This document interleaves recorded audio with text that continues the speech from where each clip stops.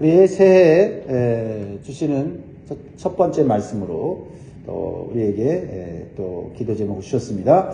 한번 따라 하시겠습니다. 새해에는 예수님의 부르심을 받게 하시고 가르치심에 순종하게 하시고 치유하심을 경험하게 하소서. 아멘. 다시 한번 새해 하늘의 복 많이 받으시기 바랍니다. 2024년 새해 첫 새벽 예배를 하나님께 올려드립니다. 앞으로 새벽에 부어주시는 말씀의 은혜와 기도 응답의 축복이 모든 분들의 있기를 주의 이름으로 축복합니다. 우리가 새해에 묵상하게 되는 성경은 마가복음이에요. 우리의 신앙생활은 예수님을 만남으로 시작이 됩니다.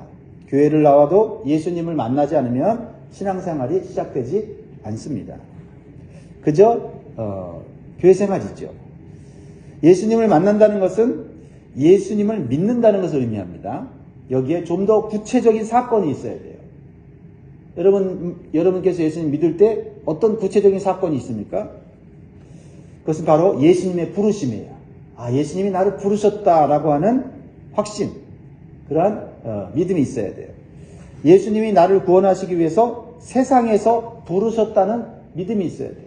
그래서 나의 삶이 예수님 믿기 전과 예수님 믿은 후가 분명하게 구별이 돼야 된다는 거죠. 다이어트 하는 사람이 다이어트 하기 전과 한 후에 달라지잖아요.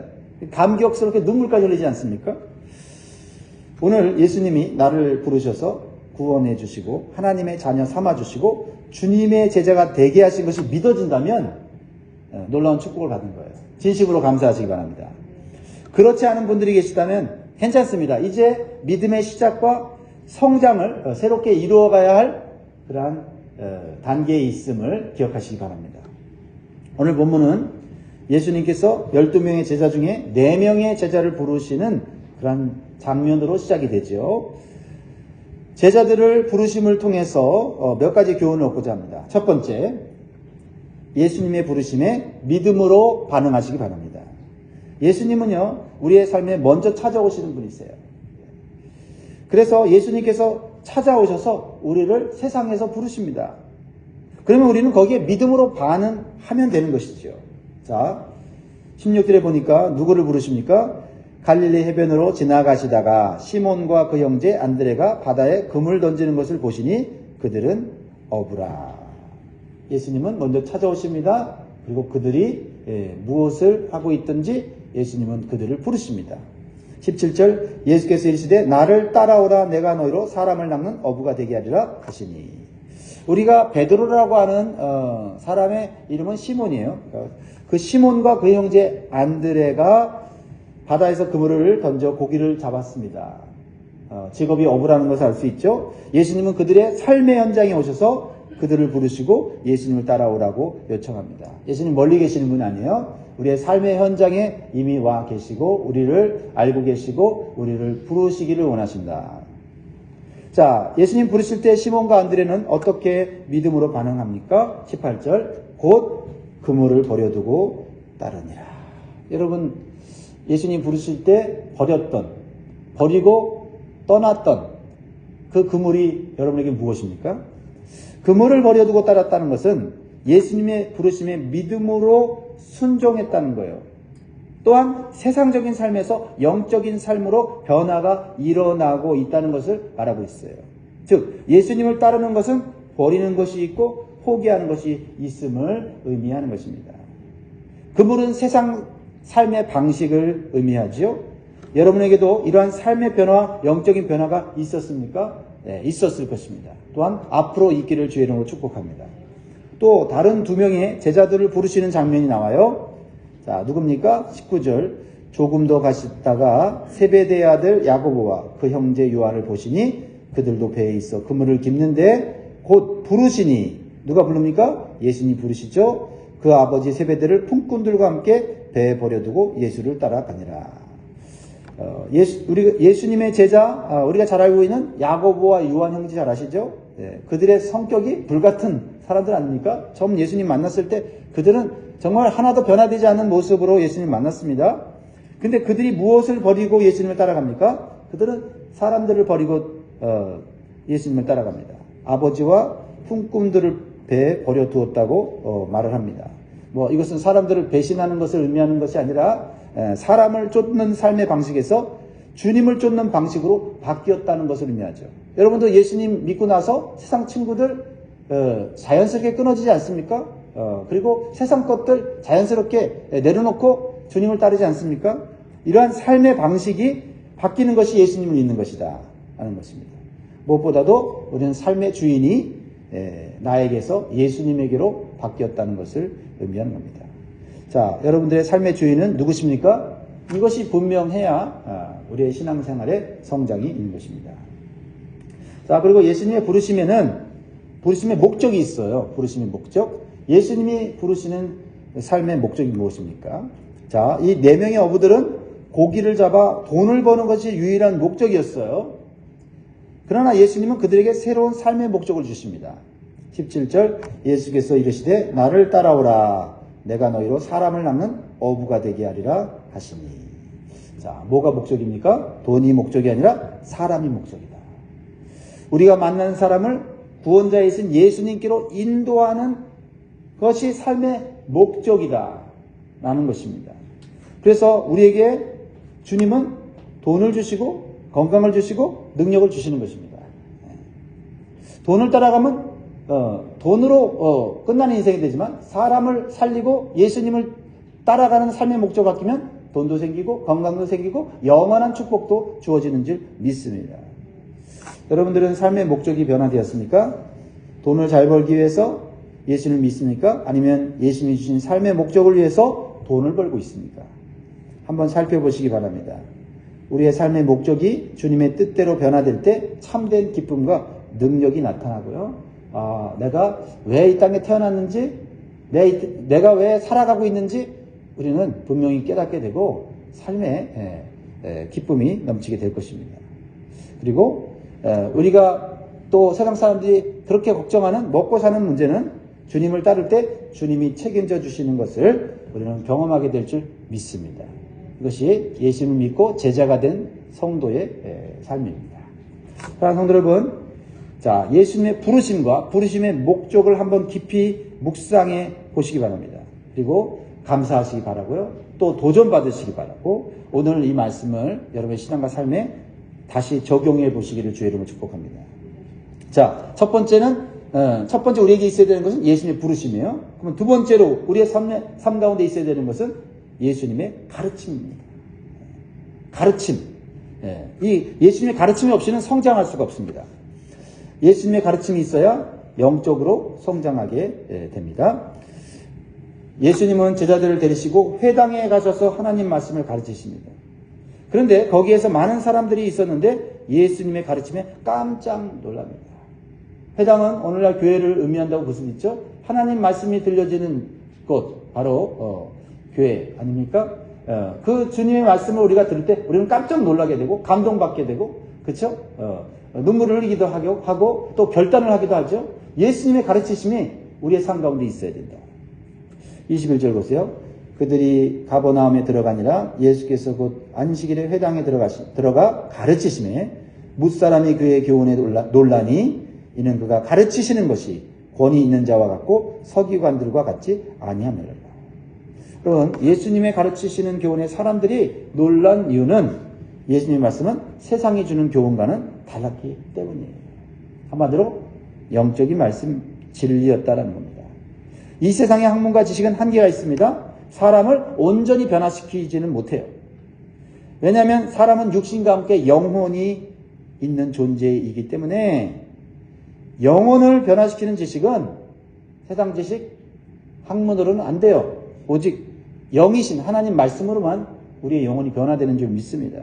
그러니까 세상의 지식도 우리에게 삶에 유익이 되고 또 도움이 되죠. 그러나 그건 육신적인 우리의 존재만 새롭게 하고 변화시킬 수 있어요. 아니, 그것도 못하죠. 만약에 세상의 지식과 인간의 그 지혜가 사람들을 변화시켰다면 정말 많이 공부한 사람들은 죄를 짓지 말아야 되잖아요. 그렇죠? 교도소가 없어야 되잖아요. 근데 교도소는 차고 넘치지 않습니까? 왜 그래요? 사람의 영혼과 사람의 존재를 변화시키는 것은 오직 영이신 하나님의 말씀 진리이다. 그래서 오늘 본문에 보면 예수님의 말씀이 진리요 영적인 말씀이라는 것을 가장 강하게 반응하는 존재들이 있어요. 누구예요? 그들은 사람들이 아니었고 사람들도 놀라긴 했지만 정말 강하게 반응했던 존재는 귀신들이었다는 거죠. 귀신들은 예수님이 하나님의 아들이고 거룩한 분이고 어떤 영적 지식을 가지고 있는지 귀신들은 단번에 알았거든요. 자, 23절에 마침 그들의 회당에 더러운 귀신 들린 사람이 있어 소리질러 이르되 예수님 보고 알아봅니다. 나사렛 예수여 우리가 당신과 무슨 상관이 있나이까? 우리를 멸하러 왔나이까? 나는 당신이 누구인 줄 아노니 하나님의 거룩한 자니이다. 여러분 귀신들은 예수님을 정확하게 압니다. 예수님을 무서워해요. 예수님의 능력이 얼마나 많은지 알아요. 사람들만 몰라요. 그런데 문제는 귀신들은요 예수님이 거룩하신 하나님의 아들이신 줄 알고 있는 영적인 존재들이지만은 그들은 예수님을 믿지 못하는 그런 불쌍한 존재들이라는 거죠. 그저 두려워해서 예수님께 자신들을 멸하지 말라고 요청하고 있어요. 귀신들은 하나님의 말씀을 들을 수 있는 귀는 있지만 순종하고 따르는 믿음은 없는 존재들이에요. 그래서 그런 면에 보면 우리에게 소망이 있어요. 우리가 주님의 말씀을 듣고 믿고 따르기만 하면 우리의 인생은 변화되는 거예요. 귀신과는 다른 존재들입니다. 자, 귀신들이 예수님을 알아보고 예수님 보고 멸하지 말라고 막 반청하고 그랬을 때 예수님이 어떻게 하십니까? 귀신 들린 사람을 구원하기 위해서 명령을 내려서 귀신을 쫓아내세요. 자, 25절 봅니다. 예수께서 꾸짖어 이르시되 잠잠하고 그 사람에게서 나오라 하시니 더러운 귀신이 그 사람에게 경련을 일으키고 큰 소리를 지르며 나오는지라. 자, 예수님의 관심은 뭐예요? 사람이에요. 우리예요. 귀신 들린 사람, 그 불행한 인생을 구원하시고 해방시키시려고 이 땅에 오신 거예요. 예수님은 우리에게 관심을 갖고 있다. 새해에도 주님은 우리의 삶에 관심을 갖고 계세요. 우리의 삶 가운데 우리를 얽어매는 귀신들을 쫓아내기를 원하세요. 예수님의 가르침은 마귀와 더러운 귀신들을 쫓아내는 능력이 있다는 것을 우리는 기억해야 됩니다. 생명을 살리는 영적인 지식과 능력을 가진 것이 하나님의 말씀이에요. 그렇다면 여러분들은 귀신들도 하나님 말씀에 반응하는데 우리들은 하나님 말씀에 어떻게 올바로 반응해야 되는가 한번 생각해 보시기 바랍니다. 단순히 내 마음에 위로가 되는 말씀으로 하나님 말씀을 대합니까? 이성적으로 이해가 되는 말씀만 받아들입니까? 그거는 육신만 이렇게 하는 거예요. 영혼이 이렇게 되면 우리는 이 하나님의 말씀을 진리로 믿음으로 받아들여야 되는 것입니다. 내 마음과 영과 인생 전체를 변화시킬 수 있는 능력의 말씀으로 여기시기 바랍니다. 귀신보다 못한 믿음으로는 결코 영적 성장이 이루어질 수 없습니다.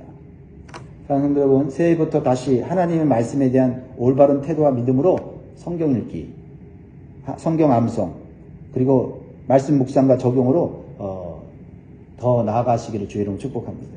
그래서 여러분의 삶에 더럽고 악한 영이 여러분의 삶을 얽어매고 있는데 그런 것들이 예수 이름으로 물러가고 성령 충만한 삶이 되시기를 주의 이름으로 축복합니다. 자, 예수님의 부르심, 그 다음에 예수님의 가르치심이 있어야 되죠. 세 번째는 예수님의 치유하심이 있어야 돼요. 치유하심이 있어야 돼요. 예수님이 내 삶에 들어올 때 치유가 일어납니다. 그래서 예수님 믿는 거예요. 예수님을 내 마음에 모시는 이유는요, 내가 내 스스로 나를 바꾸지 못하잖아요. 내 운명을 바꾸지 못하잖아요. 예수님 들어오시면 예수님이 바꿔주세요. 치유가 일어나요. 예수님이 내 삶에 밖에 있을 때는 아무런 역사가 일어나지 않습니다. 그러나 예수님을 내 삶에, 즉 내 마음속에 진심으로 모실 때 치유의 역사가 일어나는 것을 우리는 경험하게 될 거예요. 그것을 보여주는 증거가 시몬 베드로의 집에 들어오신 예수님의 모습이에요. 예수님은 시몬 베드로의 집에 한 번도 오신 적이 없어요. 그런데 오늘 예수님이 그 시몬 베드로의 집에 오십니다.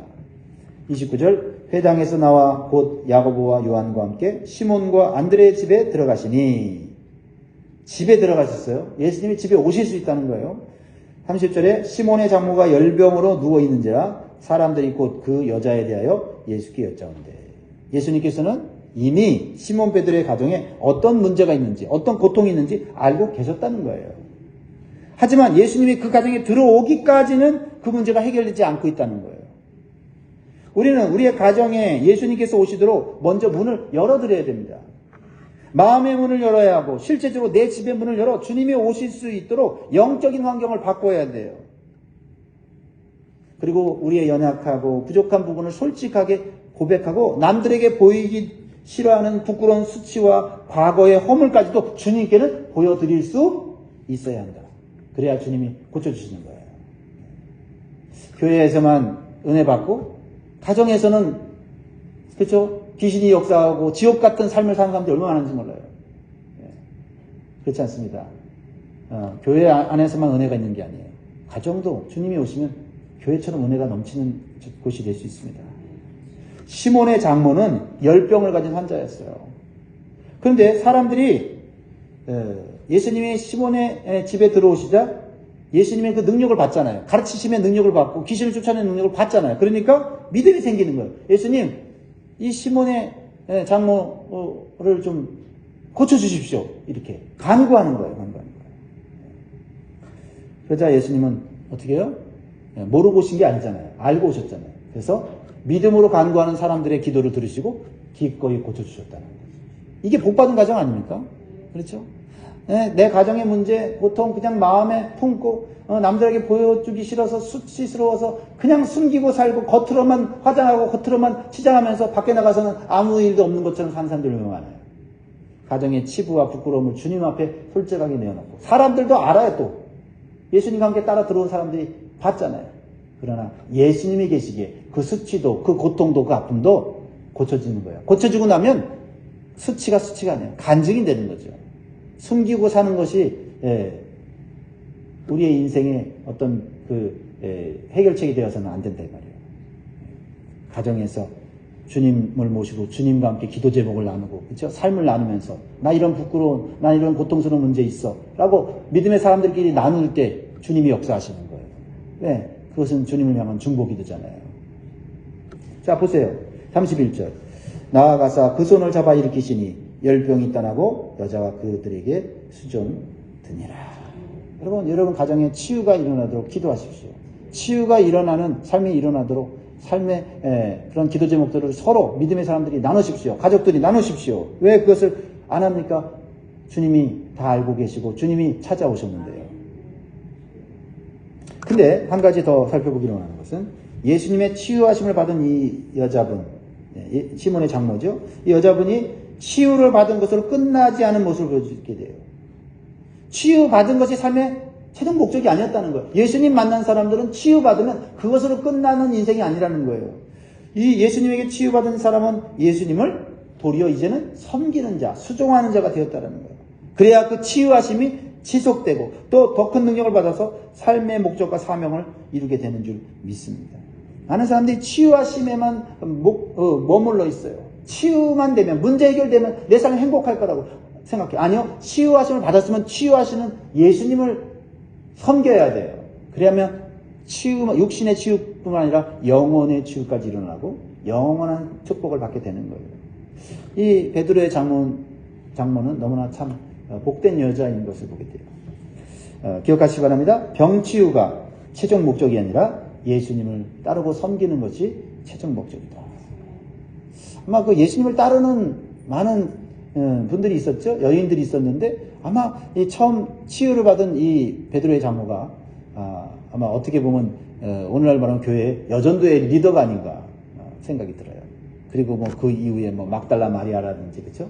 야고보의 어머니라든지 이런 여인들이 예수님의 은혜를 받고 쫓아가서 결국 예수님이 십자가에 죽으시고 무덤에 계실 때 향유를 가지고 나아갔던 그 순수한 사랑을 보여주지 않습니까? 자, 31절 다시 한번 봅니다. 나아가사 그 손을 잡아 일으키시니 열병이 떠나고 여자가 그들에게 수종드니라. 그렇죠? 여자가 그들에게 수종드니라. 그들은 누구예요? 예수님과 예수님의 제자들. 그곳에 자신을 위로하라고 병든 자신을 위문하라고 왔는데 이제 예수님께 치유받고 나니까 오히려 이분이 예수님을 섬기고 사람들을 섬기는 복된 인생이 되었다라는 거예요. 그래서 수종 들더라는 말은 여러분 헬라어로 많이 들었을 거예요. 디오코네오. 봉사하다, 집사의 일을 하다. 이게 다 집사의 시초예요. 디오코네오. 수종들더라. 베드로의 가정은 예수님을 모신 가정이 되었을 뿐만 아니라 예수님과 다른 사람들을 섬기는 가정이 되었다. 여기까지 나가야 돼요. 근데 더욱 놀라운 것은 베드로의 집이 치유의 집이 되었다는 거죠. 예수님의 치유를 경험한 사람들은 다른 사람을 치유하는 치유자가 돼요. 상처받은 치유자. 그렇죠? wounded healer. 상처받은 것이 상처로 끝나면 안 돼요. 상처받아서 치유받아갖고 상처받은 사람을 치유하는 데까지 가면 상처받은 게 여러분 간증입니다. 자랑거리가 될 수 있어요. 상처를 부여잡고 과거에 상처받은 거 가지고 다른 사람들을 계속 괴롭히는 일을 하지 마십시오. 상처받고 치유받아서 상처받은 사람 치유하는 자가 되시기를 주의 이름으로 축복합니다.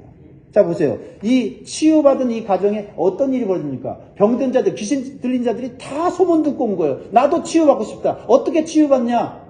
예수님이 치유하셨다. 당신들도 예수 이름으로 치유받을 수 있다라고 병든 사람이 치유자가 된 거예요. 32절부터 34절 보면 점으로 해질 때 모든 병자와 귀신 들린 자를 예수께 데려오니 온 동네가 그 문 앞에 모였더라. 예수께서 각종 병이 든 많은 사람을 고치시며 많은 귀신을 내쫓으시되 귀신이 자기를 알므로 그 말하는 것을 허락하지 아니하십니다. 보십시오. 여러분, 베드로의 가정은 예수님 오시기 전에는 질병과 문제가 고통이 많은 집안이었는데 예수님 오시고 나니 숨길 것도 없고 부끄러울 것도 없어요. 사람들한테 다 드러낼 수 있어요. 왜요? 예수님이 그 가정에 오셔서 치유해 주셨기 때문이에요. 그리고 치유한 것은 끝나지 않았어요. 다른 사람들을 섬기는 자가 되니 수많은 사람들이 그 가정을 통해서 치유가 일어나더라. 언제까지 과거에 받은 고통, 슬픔, 상처 가지고 나는 슬픔이 있는 사람입니다. 나는 고통이 있는 사람입니다. 나를 건드리지 마십시오. 이러면서 살겠어요. 예수님으로 말미암아 치유받고 나처럼 고통받은 사람이 희망이 있다는 걸 보여주는 그러한 비전의 사람이 되시기를 주의 이름으로 축복합니다. 사랑하는 성도 여러분, 말씀을 맺겠습니다. 여러분의 가정에 주님이 오시도록 영적인 분위기를 만드시기 바래요. 가정을 교회로 만들기 위해 하나씩 바꿔보시기 바래요. 처음에는 쉽지 않을 것입니다. 그래서 교회에서만 은혜 받는 것이 아니라 그 은혜를 가정 안에서도 연결되도록 힘쓰십시오. 믿음이 없는 자들을 초청해서 믿음이 있는 가정의 모습을 보여주세요. 새해에는 가정에서 가족들이 모이고 또 여러 이웃들이 모이고 서로 가정에 있는 모든 문제를 주님 앞에, 사람 앞에가 아닙니다. 사람끼리 그냥 모여서 그냥 술 먹고 그냥 그 술김에 그냥 고통스러운 거 내놓는 그런 방식이 아니라 주님 앞에 내어놓는 기도, 같이 기도해주는 그러한 영적인 기도를 통해서 육적인 문제뿐만 아니라 귀신이 물러가는 영적인 문제도 해결되기를 주의 이름으로 축복합니다. 우리의 삶의 문제 해결이 최종 목적이 아니라 주님의 사역을 꿈꾸는 거룩한 성도가 되시기를 바라요. 예수님의 부르심, 예수님의 가르치심, 예수님의 치유하심이 이 새해에 반드시 우리의 인생에 있어야 됩니다. 예수님을 항상 모시고 사는 복된 가정이 되시기를 주의 이름으로 축복합니다. 기도하겠습니다.